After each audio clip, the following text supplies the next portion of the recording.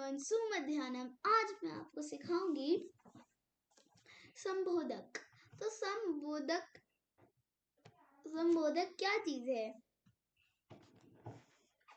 देखो, इसकी स्पेलिंग वाला ही गलत है, पर सॉरी, मैं इसकी स्पेलिंग गलत लिख दी है, गलती से मैंने देखा नहीं कि।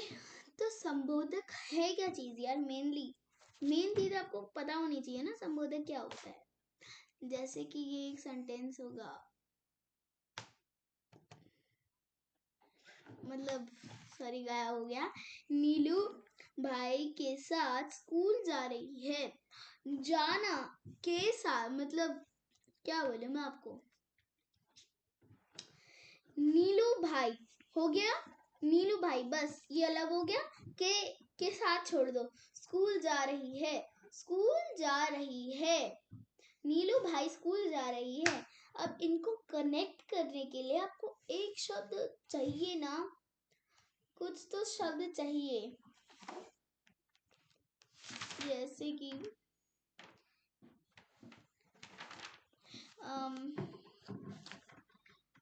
के साथ, जैसे कमरे के अंदर बैठो, स्कूल के पास ही एक मंदिर है, बालक चांद की ओर देख रहा है, पेड़ के नीचे मोर नाच रहा है, मैं तुम्हारे पीछे चलूंगा।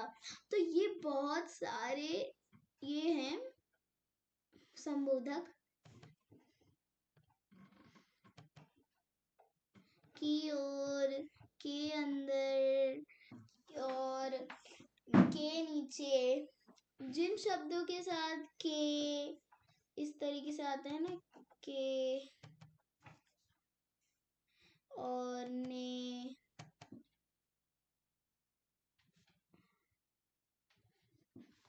इस तरीके से कुछ शब्द आते हैं, उन्हें हम संबोधक कहते हैं। संबोधक लिख दिया मैंने, संबोधक, ठीक है, इन्हें संबोधक कहते हैं। ये कोई जैसे के सामने जो शब्द इस तरीके से शुरू होते, देखो, जो अव्यय शब्द संज्ञा या सर्वनाम के बाद प्रयुक्त होकर उनका संबंध वाक्य के अन्य संज्ञा या सर्वनाम शब्दों को के साथ बताते हैं, उन्हें संबोधक, संबंध बोधक अव्यय कहा जाता है। जैसे कमरा, कमरे, ये क्या है? ये संज्ञा है, बैठो क्रिया है, मतलब एक क्या संज्ञा या सर्वनाम को एक संज्ञा या सर्वनाम से जोड़ने वाले शब्दों को संबोधक कहा जाता है। मैं इसके आपको एक वर्कशीट भेजूंगी, आप उसे करोगे तो आपको अच्छे से समझ आ जाएगा कि संबोधक क्या होते हैं। अब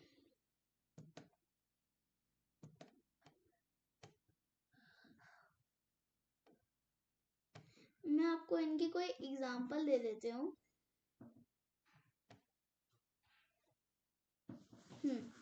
तो जैसे कि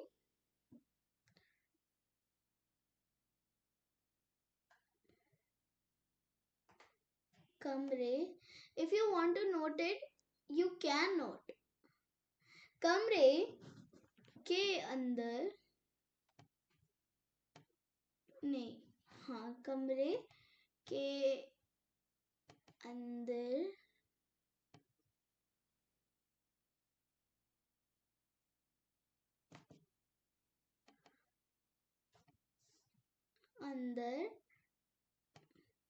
बैठो।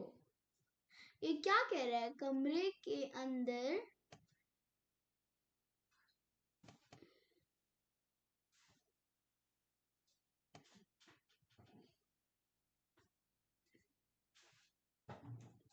बैठो। ये कह रहा है आपको कि कमरे के अंदर बैठ जाओ, कमरे के अंदर बैठ जाओ। बैठो, इसमें ये थोड़ी सी ये गड़बड़ सी हो गई।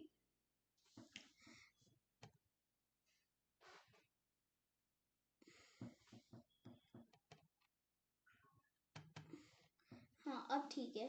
कमरे के अंदर बैठो, मतलब थोड़ी गड़बड़ हो गई है।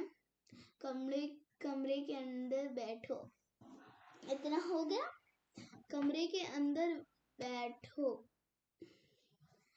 तो यहाँ पर कमरे के अंदर बैठो, ये के शब्द के अंदर जो शब्द है ये उनको इससे जोड़ रहा है। मम्मी तो ये इस तरीके का वो बन जाता है। मतलब आप इसे ज्यादातर क्या होते हैं, ये आपने इंग्लिश में प्रेपोजिशंस पढ़े हैं ना, प्रेपोजिशंस पढ़े हैं। तो प्रेपोजिशंस ही हैं, के साथ आपको कोई प्रेपोजिशन लग जाएगा। अंदर को क्या कहते हैं, इन, जैसे कमरे के जैसे इसको हम करेंगे sit in the room, in the उसमें आता है इन द, इसमें आता है के अंदर, हिंदी में यही होता है के अंदर। तो मैं आपको एक वर्कशीट भेजूंगी, प्लीज उसे करिएगा। और अगर किसी को डाउट होगा तो please comment me in comment section, I try my best to give you the answer. Please मेरे को कमेंट करिएगा और मैं आपको आपके डाउट बताऊंगी। और मैं आपको एक वर्कशीट भी शेयर करूंगी जिसमें सिर्फ एक क्वेश्चन होगा और आप उसे एक सॉल्व करेंगे।